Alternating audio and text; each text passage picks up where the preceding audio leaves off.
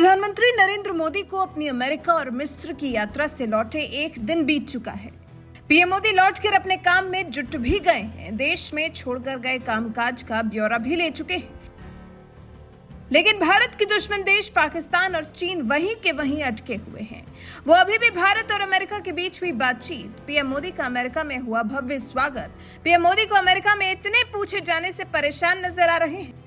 दोनों देशों ने मिलकर जैसे आतंकवाद पर लगाम लगाने की बात कही है, उससे पाकिस्तान के सीने पर सांप लौटने लगे हैं। मतलब यात्रा तो खत्म हो चुकी है। उसके बाद पीएम मोदी मिस्र की यात्रा पर भी हो आए हैं। देश वापस लौट चुके हैं, कामकाज के बारे में पूरा ब्यौरा ले चुके हैं, लेकिन पाकिस्तान अभी भी वहीं का वहीं है। यही वजह है पाकिस्तान के पिछड़ जाने की। पाकिस्तान सरकार ने अभी हाल ही में अमेरिकी दूतावास के अधिकारी को तलब किया था। दरअसल ये गुस्सा इस बात का है कि कैसे पीएम मोदी और जो बाइडेन ने पाकिस्तान को ये सुनिश्चित करने के लिए कह दिया कि उनके क्षेत्र का इस्तेमाल आतंकी हमलों के बेस के तौर पर ना हो। व्हाइट हाउस में पीएम मोदी और जो बाइडेन की हुई मुलाकात के बाद जो बयान जारी हुआ वो पाकिस्तान को जरा भी रास नहीं आया। पाकिस्तानी विदेश मंत्रालय की तरफ से कहा गया, इस बात पर खासा जोर दिया गया कि अमेरिका को ऐसे बयान जारी करने से बचना चाहिए जो पाकिस्तान के खिलाफ भारत की राजनीति से प्रेरित और निराधार दावों को बढ़ावा देता हो। पाकिस्तान और अमेरिका के बीच आतंकवाद विरोधी सहयोग अच्छी तरह से प्रगति कर रहा है। विश्वास और समझ पर केंद्रित एक अहम माहौल पाकिस्तान अमेरिका को और मजबूत करने के लिए जरूरी है। वहीं अमेरिकी विदेश मंत्रालय के प्रवक्ता मैट मिलर ने पत्रकारों से कहा कि पाकिस्तान ने लश्कर-ए-तैयबा और जैश-ए-मोहम्मद समेत कई आतंकवादी समूहों के खिलाफ जरूरी कदम उठाए हैं, लेकिन अमेरिका इस क्षेत्र में और काम किए जाने की बात का समर्थन करता है। हम नियमित रूप से इस मुद्दे को पाकिस्तानी अधिकारियों के सामने उठाते रहेंगे। वहीं चीन भी पाकिस्तान की ही तरह अमेरिका की पीएम मोदी की राजकीय यात्रा और वहां पड़ोसी मुल्कों को लेकर जारी किए गए साझा बयान, की गई साझा बात पर जैसे बौखलाया सा हुआ है।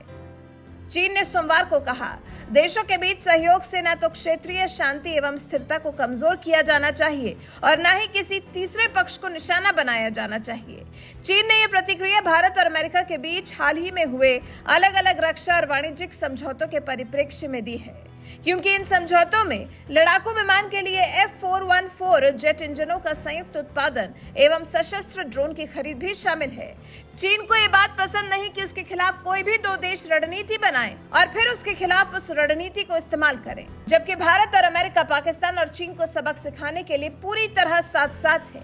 पीएम मोदी ने तो जैसे अमेरिकी धरती पर खड़े होकर पाकिस्तान को जबरदस्त तरीके से ललकार दिया था। आपको बताते हैं कि संयुक्त बयान में पाकिस्तान के बारे में आखिर क्या कहा गया था। अमेरिका भारत ने संयुक्त बयान में पाक को कैसे ललकारा। पीएम मोदी की अमेरिका की राजकीय यात्रा के दौरान एक संयुक्त बयान में दोनों देशों ने आतंकवाद, हिंसक उग्रवाद के सभी रूपों और अभिव्यक्तियों की निंदा की थी। मोदी और बाइडेन ने साथ मिलकर लश्कर, जैश-ए-मोहम्मद और हिजबुल मुजाहिदीन जैसे पाक स्थित संगठनों समेत सभी संयुक्त राष्ट्र सूचीबद्ध आतंकवादी समूहों के खिलाफ ठोस कार्रवाई का आह्वान किया था।